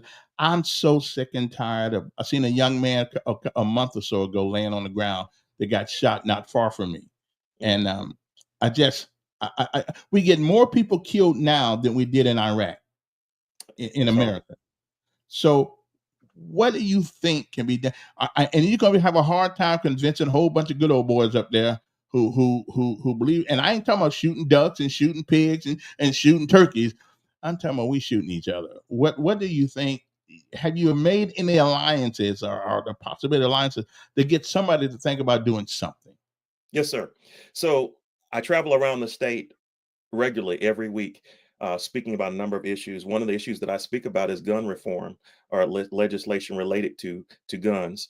One of the things I do even with Republicans is I talk about the fact that we both agree that the Second Amendment is not a problem. We all understand that. We all support the Second Amendment, but the ideas that lead off into solutions or the directions we take are different. And so what I do is I sit people down. The first thing I let them know is the staggering amounts of people who are injured or killed in Alabama. You brought up some numbers, but let me just share some with you. Every year in Alabama, over 1,000 people lose their lives because of gun violence. 1,000. Every year in Alabama, at the minimum, 3,444 lives are affected by a gunshot wound because of gun violence in some way. So let's put the numbers together. On a minimum, 4,444 families, if not the same families, are actually affected by gun violence or them being hurt. Of course, I come in and I talk about solutions, but the way that I get to the solution with Republicans, independents, and Democrats is, again, to first say what we agree on. We agree that our communities should be safe. We believe it's not the gun that injures the person. It's people who are dangerously handling a gun. Now, then we walk into how do we keep the guns out of the hands of dangerous people, if that's what we want to call them. And suggestions that I throw out all the time are expanding the background checks. But before I do that, especially with Republicans, I say if we just enforce the laws that are on the books, believe it or not, we could see a curve in that 1,000 and the 344,000 Alabama. And let me say this, a lot of Republicans, a lot of people who lean more to the right, I'm not saying this in a negative manner at all, but when I quantify what that means in terms of dollars per gunshot, dollars per victim, what it does to our state, people who are business minded come behind and say, you're right, we need to do something. To your point about the burning house, but neighbor's house, that's their, it's inconvenience, but it's a problem when it's ours. Yeah, these things affect our state. So what do? We expand background checks. We focus more on the purchasing process. We look at the red flag issues. We talked about mental health earlier. If we know that somebody's experiencing mental health, then we need to make sure that guns aren't winding up in their hands. We think about things like banning assault style weapons. The weapons you use when you were obviously deployed, when you jumped out of a C-140 or whatever it was, Huey, it doesn't matter, Southeast Asia, wherever you were, let's make sure that those guns don't wind up on the streets of our state, particularly Alabama. So these are just simple things. We could talk about 3D printing. We could talk about ways in which we get into what we call ERPOs, et cetera. But these are simple things that we could do to make sure that we minimize that gun violence in Alabama. Well, we need to do something. Of course, some of the solutions, that's a start. But of course, a guy who determined to get a weapon will get one. I mean, he'll get one. Absolutely. Absolutely. And Absolutely. we understand that, but But you my make it problem, hard. You don't make it easy for people. You right, make it. right. Now you're going to be a Democrat if you make it up there. You're going to be a Democrat. You're going to be a Democrat with a whole bunch of people that are on the right side of the aisle. How do you work with them? How do you convince I'm, them to listen to you? if you go to TikTok, one of the of some of the views that 200,000 views of some of my videos, but on one of the interviews, you'll see that I start off by saying I'm not running to be the Democrat over Alabama. I'm running to be the governor of Alabama. No description there. All right. So I'm just going to be very specific as it relates to my future opponent. When I become the nominee on Democratic platform, the Republican presumptive nominee believes that there is no hope in trying to unify with the left.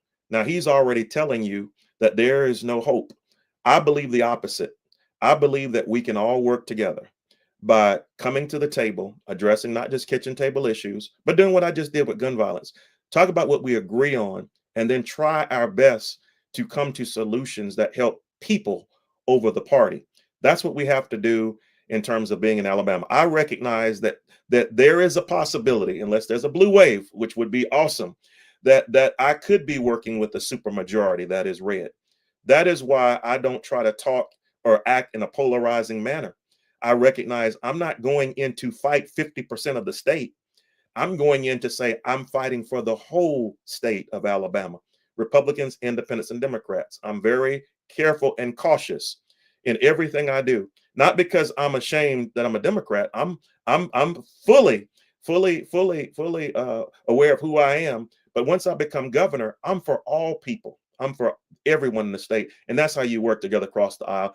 Be more of a listener than a person who tries to speak. Don't go in trying to change policy with a sledgehammer when you could just go in with the toothbrush, a paintbrush, and fix a few things here or there. I'm gonna bring in major changes. Believe me, things like Medicaid haven't been embraced in Alabama. But when I talk to numbers, people believe me. For example, Medicaid. When you ask a Republican or ask our current governor why we haven't expanded Medicaid right now, some local television stations have done it, or at least reached out and haven't received an answer after interviewing me. You have to ask yourself, sir, why is it that it would take just a $22.8 million investment and we can get a $394 million return? We could actually have over 300,000 people that have health care just like that. Let me jump you over to Georgia for just a second. I don't necessarily call myself a fan of the Republican Governor Brian Kemp, but they partially expanded Medicaid to people who are 100% above the poverty level. That alone helped thousands of people have access to Medicaid.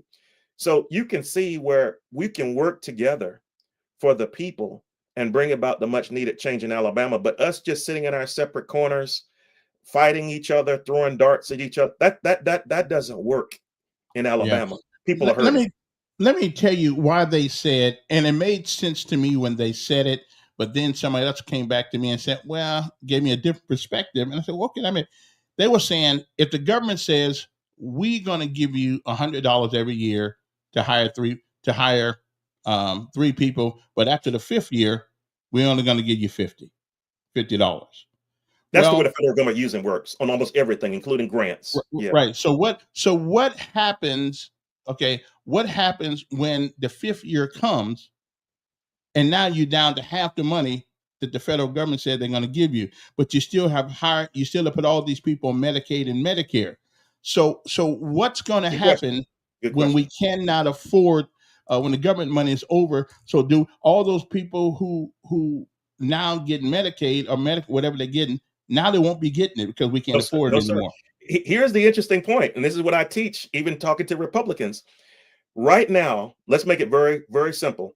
Alabama needs to invest $228 million to expand Medicaid in Alabama. The federal government, under the Affordable Care Act, will pay 90% of the $228 million. That's how I arrived at $22.8 million being invested. So let's just say policy changes, and it will in 2026. To your point, you use 50%. The 90% is gone now. Even if we invested 228 and we're getting 394 million back, $2 billion a year, we're seeing 300,000 people covered. We're seeing 20,000 plus new jobs created. I can go on. The positives outweigh the negatives. We get more of a return on the investment, even if we're investing 100%. Again, making it simple. If I told you, you give me $228, I'll give you $394 back. Who wouldn't take up that offer? So it's not that, I know that's what people tell you, but it's not true. It's right now we can spend 10% to 22.8 and get 394 and all the benefits I mentioned. Even if we went partial in this, many hundreds of thousands of people are still able to be taken care of. Well, and I think somebody came back. Matter of fact, it was a Republican. Somebody came to me and said, well, even if we do lose the money, the people that we could have served for those 3-5 years, some of them won't need the Medicaid because whatever illnesses they may have had, whatever. That's right. We could have probably fixed some of those by now with the money. Yeah, because it made rational sense to me. Well, why take on a debt that you know you can't you can't pay? But again, you can help people while you got. Listen, we got to go. Well, you know, now you're a good Democrat. So I'm gonna cut you some slack on that. Democrat, okay. you still got you shoot at me today. You shoot at me today. Watch out. But you still got some issues. But listen, all the people want me like everybody else. I'm not a Democrat or a Republican, but I like the Republican philosophy. But I'm like Gandhi. Gandhi said, I like Christianity, but I ain't too crazy about some of them Christians. Okay. So I'm about the same with them as Gandhi was, Christian. But Dr. King talks about the fact that finding something you hate and people you love, and the people you love something you hate. So yeah, we have to understand that happens. Yes, sir. Yeah. Well, all I can tell you is good. And you're brave. You probably didn't know I wasn't a Democrat, did you? Did you think I was a Democrat? Oh, definitely not. No. Okay. I'm here, right? I'm not scared to talk to you. I talk to anybody, sir. This is what we need, more discussion about what we believe, even if they're different places. Yeah, because I ain't a Republican either. I'm more of I'm more of a moderate libertarian. I understand. Yeah, moderate libertarian, but because the Democrats are not always wrong, and the Republicans are not always right, and vice versa. And I agree with you wholeheartedly. As a proud Democrat, I agree wholeheartedly with you. And again, that's what we need, more people like you who will not just go in blindly and choose because of a letter. Straight ticket voting in Alabama is what's hurting us. I think we have to go in and say, let's look at the person. Let's look at the policy. Let's look at what we believe and see which one is better of the two. Yeah, that's true. Well, Dr. Boyd, I appreciate you. And you preach down. What part of Alabama you preach in?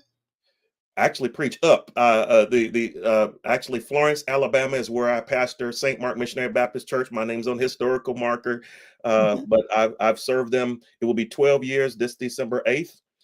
St. Mark Missionary Baptist Church. It was founded in 1859 by some say freed slaves working with some Caucasians, some white people. So we've had a history in Alabama of working together. And I believe it's time to do it again at the state level in our legislature and elect the first African-American governor. I've never said that before. I always talk about being afraid of embracing change. I've talked about people being afraid of, even this weekend, I went to an event, believe it or not, where people were concerned whether or not Alabama was ready for a person of color. I believe we have to stop, as we talked about, being willing to look at Republican, independent, again, libertarian, Democrat ideas. I think we have to look at the policy, what the person says they're going to do, and not the color of their skin, the content of their character, again, as that great man said, in order to move forward. But I'm also the presiding bishop of Zion Ministries and some other works. But please check me out. Visit drwillboyd.com. They can find out the official bio is there. But most importantly, I would love if people would donate to my campaign. We have about 700 volunteers that are working all around the state. These are people who want change. Most of my donors, believe it or not, are Republicans and independents, and even new voters between 18 and 29 who want to see change. So thank you for allowing me to be on your show today. Thank you for coming in, Dr. Boyd. Appreciate it. We will see you on the trail. I will. I'll invite you to the governor's mansion to help me figure this out. I appreciate it. I certainly will be there. I'll be right back.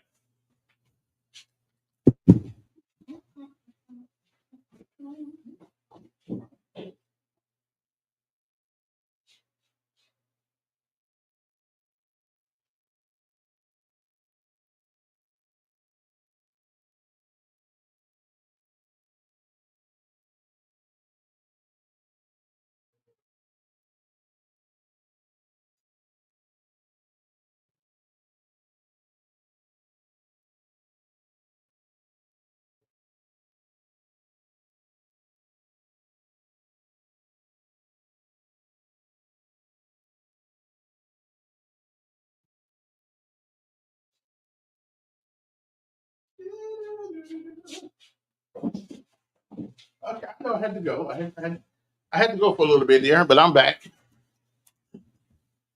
Okay, listen, I got an appointment this morning. I had sat there for a long time. I needed to get up from there. Anyway, good morning, everybody. I hope everybody enjoyed the conversation I had with him. Now he's a good Democrat, though. He is a Democrat. He's not he's not trying to get away from it, and I appreciate that. Listen, you either believe in something or you fall for anything. Okay. So let me see. I got who did I get there right there? Nobody. Okay, so let me see here now. So let me get ready to get out of here because I got things to do, places to go. Got to go see an old man because he needs me to come see him. And he's like 97, I think. Is he 97? Yeah, he's 97 years old. So I got to go by and see him and make sure he is doing okay. So, ladies and gentlemen, oh. And like I always say every day, not the fall that gives you strength. It is the getting up every time you do. I thank Dr. Will Board for coming on, and we'll have other candidates. As a matter of fact, my understanding that Jamel Brown may be here tomorrow. I'm not sure yet. We'll see. I don't know. I don't know if he wants to come up here or not. But hey, I'll treat him fair. I'll treat him the same way I treated the other guy. We'll be back, but the other guy was a little smarter than I was. I don't want to make me look bad. Have a great day. Time to go to work.